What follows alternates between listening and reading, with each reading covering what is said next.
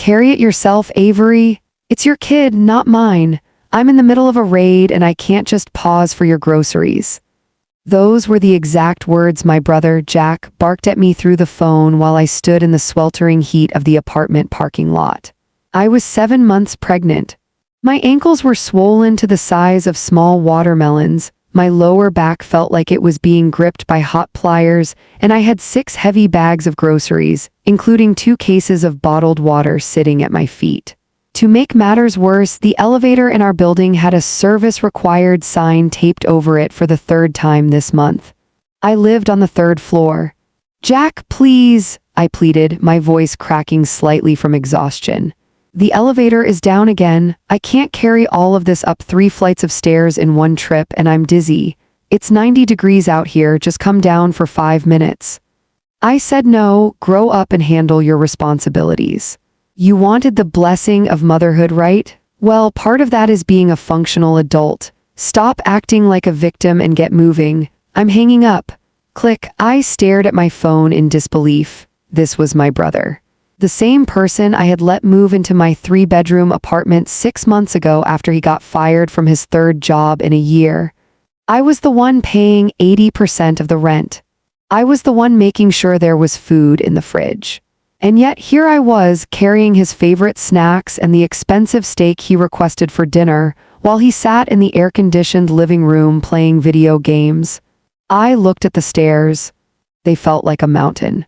Slowly, I grabbed 2 bags and a case of water. My heart began to race before I even hit the 2nd landing.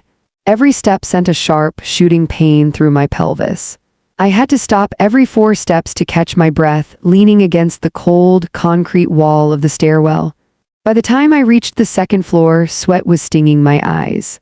When I finally reached our door on the 3rd floor, I was trembling. I dropped the first load and leaned against the doorframe, gasping for air. I heard Jack's voice from inside, shouting at his teammates online. He sounded happy. He sounded energized. I had to go back down. Twice. By the 3rd trip, my legs were shaking so violently I thought I would collapse. When I finally dragged the last bag into the kitchen, I saw Jack. He walked into the kitchen, ignored my heavy breathing and the fact that I was literal shades of pale, and reached into one of the bags I had just hauled up. He pulled out a soda, cracked it open, and took a long, refreshing gulp. "Took you long enough," he remarked, looking at the clock. "By the way, did you get the specific marinade I asked for? Sarah's parents are coming over tonight and I told them I'd be grilling. I need everything to be perfect." I didn't answer. I couldn't. I just sat on the kitchen floor, clutching my stomach, watching him walk away with the supplies I had nearly fainted to bring him. It wasn't just the groceries anymore. It was the realization that I was being treated like a servant in my own home by a man who contributed nothing but laundry and loud noises. That was the moment the exhaustion turned into a cold, hard clarity. Jack wanted everything to be perfect for Sarah's parents. He wanted to play the successful, generous host. Fine. He wanted me to handle my responsibilities. I was about to handle them in a way he never saw coming. I stayed on the kitchen floor for a long time, listening to the hum of the refrigerator and the distant sounds of Jack laughing in the other room. He was already on the phone with Sarah, his voice dripping with a fake, sophisticated charm I hadn't heard in years. "Oh, absolutely, Sarah," he cooed. "The apartment is looking great. I've prepared a wonderful menu. Your parents are going to love the balcony view. It's the perks of being a homeowner, you know. You just want everything to be top tier for the people who matter." My blood ran cold. Homeowner, this apartment was in my name. The lease, the utility bills, even the furniture he was currently lounging on was paid for by my years of corporate grinding. Jack was a guest, a non-paying, disrespectful guest, and he was out there selling my life as his own to impress a girl he'd been seeing for 3 weeks. I pulled myself up using the counter, my muscles screaming in protest. As I began to put the groceries away, the same groceries I had nearly collapsed carrying, I noticed a legal-sized envelope on the counter that Jack had tossed aside. It was from our property management office. I opened it. My heart skipped a beat. It was a formal notice that the building's main water line was being shut off for emergency repairs starting at 6 p.m. that evening, exactly when Jack's big dinner party was supposed to start. The notice had been delivered this morning. Jack must have seen it and ignored it, or worse, he didn't care because he figured I'd fix it somehow. Then I saw his prep list on the fridge. Clean the living room, Avery will do it. Prep the steaks, Avery's secret rub. Set the table, use the good china. Borrow Avery's SUV to pick up the wine and the parents. He hadn't even asked. He just assumed. He assumed that after forcing a 7-month pregnant woman to climb 3 flights of stairs with 50 pounds of gear, she would then spend her evening playing maid and chauffeur for his delusions of grandeur. I looked at the clock. It was 4:30 p.m. The water would be off in 90 minutes. The good china he mentioned was a set passed down from our grandmother that I kept locked in a display cabinet. The SUV he planned to borrow was parked in the spot he usually made me walk past. "Hey, Avery!" Jack shouted from the living room, not even bothering to get up. "I'm gonna need the keys to the SUV in a bit. And make sure you've scrubbed the guest bathroom. Sarah's mom is real picky about that kind of stuff. Oh, and where's the key to the china cabinet? I can't find it." I walked to the doorway of the living room. He didn't even look up from his phone. "The SUV is low on gas, Jack," I said, my voice remarkably calm. "So go fill it up," he snapped, finally glancing at me with an annoyed roll of his eyes. "God, do I have to explain everything? I'm busy getting ready. Just go hit the station and bring it back by 5:30. And don't forget the bathroom. I want this place sparkling." I didn't argue, I didn't cry. I didn't point out that I could barely stand. I simply nodded. "You're right, Jack, you've got a big night ahead of you. I'll make sure everything is handled exactly the way it should be." He smirked, satisfied that he had put me in my place again. "Good, see, you can be useful when you stop complaining." I walked into my bedroom and locked the door. I didn't go to the gas station. I didn't grab a scrub brush. Instead, I started packing a small overnight bag. I took my keys, my grandmother's china cabinet key, and the water shut-off notice. The big mistake Jack made wasn't just making me carry those groceries. It was forgetting whose house he was actually living in. I sat on the edge of my bed for a few minutes, feeling my baby kick. It was as if the little one was cheering me on. I checked the time, 5:15 p.m. Jack was in his room, likely splashing on my expensive cologne and putting on the one suit he owned, the one I had paid to have dry cleaned last month. I moved quickly but silently. I grabbed my purse, my laptop, and the overnight bag I'd packed. I made sure to take the keys to the china cabinet with me. If Jack wanted to impress Sarah's parents with our grandmother's heirloom plates, he was going to have a very hard time getting through tempered glass. I walked out of my room and headed straight for the front door. "Avery, is that you?" Jack called out from his room. "Is the SUV gassed up, and did you finish the bathroom? I smell something weird, like you didn't use enough bleach." "Everything is exactly where it needs to be, Jack," I replied, my hand on the doorknob. "I'm just heading out to get one last thing for your perfect night. Make it fast." "They'll be here in 45 minutes, he yelled back. I walked out and closed the door softly. I didn't take the stairs this time with heavy bags. I walked down them with the lightness of someone who was finally shedding a massive burden. I got into my SUV, which had plenty of gas, by the way, and drove it out of the parking complex.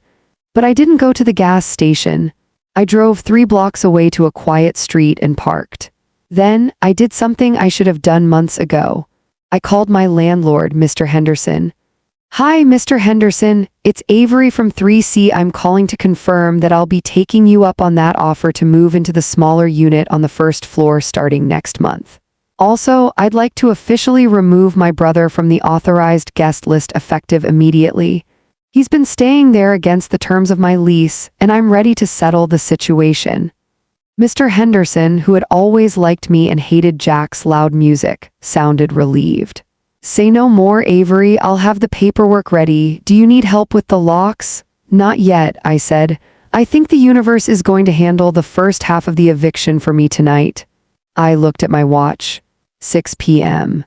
Back at the apartment, the water main was officially being shut off. Jack would be stepping into the shower right about now to get ready for his 6:30 p.m. arrival. I could almost picture it. Him covered in soap, turning the handle and being met with nothing but a pathetic, dry hiss from the pipes. My phone started buzzing. It was Jack. I declined the call. He called again, declined, then came the texts. Jack Avery. The water is out. WTF did you do? I have shampoo in my eyes. Jack, answer me. I need the SUV keys. I can't find them on the counter. Sarah is 10 mins away. Jack, where are the china cabinet keys? Avery, stop playing around. This isn't funny. I waited. I wanted him to feel the panic. I wanted him to feel exactly how I felt on those stairs, helpless, ignored, and stressed. At 6:15 p.m., I sent a single text back. I handled my responsibilities, Jack, just like you told me to. I'm at a hotel. The SUV is with me. The keys to the cabinet are with me. And the water notice was on the counter all day. Maybe if you'd helped with the groceries, you would have seen it. I turned my phone on Do Not Disturb and checked into a lovely boutique hotel 10 minutes away. I ordered room service, the most expensive steak on the menu, and put my feet up. But I wasn't done. The smart revenge was only halfway through. I knew Sarah's parents were high society types who valued honesty and character above all else. And I knew exactly where they were headed. I knew Sarah's parents, the Whitmores, were already on their way. Jack had spent weeks bragging about how successful he was, even going as far as telling them he owned the architectural firm where he actually just worked as a temporary filing clerk before getting fired. He had built a house of cards, and I was about to let the wind blow. Around 7:30 p.m., I decided to take my phone off Do Not Disturb. It exploded. 42 missed calls from Jack, 15 from Sarah, and a string of increasingly frantic texts. Jack, they are here. The place smells like bleach and we can't flush the toilets. Jack. Sarah's dad is asking why your name is on the mail on the counter. Pick up. I ignored Jack and called Sarah directly. She picked up on the first ring, sounding stressed. Avery, where are you? Jack said you had a medical emergency and had to take his SUV to the hospital. I leaned back against the plush hotel pillows and took a sip of sparkling cider. A medical emergency? No, Sarah, I'm at a hotel, relaxing. And it's not his SUV. It's mine. Just like the apartment is mine. Just like the food he's trying to cook is food I bought and carried up 3 flights of stairs while 7 months pregnant because he refused to help me. There was a long, deafening silence on the other end. I could hear the muffled sound of Jack's voice in the background, likely trying to explain why he was serving dinner on paper plates because the heirloom china was locked away for cleaning. What do you mean, your apartment? Sarah asked, her voice trembling. Jack told us he bought this place as an investment. My father was literally talking to him about a partnership in a new development project tonight. Sarah, Jack doesn't even have a job. He's a guest in my home who hasn't paid a dime in rent. He made me climb 3 flights of stairs today with heavy groceries while he played video games. If he told you anything else, he's lying. Check the lease on the fridge, my name is the only one on it. And check the water shutoff notice he ignored. I heard the phone drop. Then I heard a man's voice, presumably Sarah's father, erupting in anger. A filing clerk, a guest. You've been lying to my daughter and trying to hustle me for an investment? The rest of the night was a blur of drama that I got to enjoy from a distance. Sarah's father apparently didn't take kindly to being played for a fool. They didn't even stay for the steak. They walked out, leaving Jack in a dark, waterless apartment with a fridge full of raw meat and a reputation that was permanently trashed.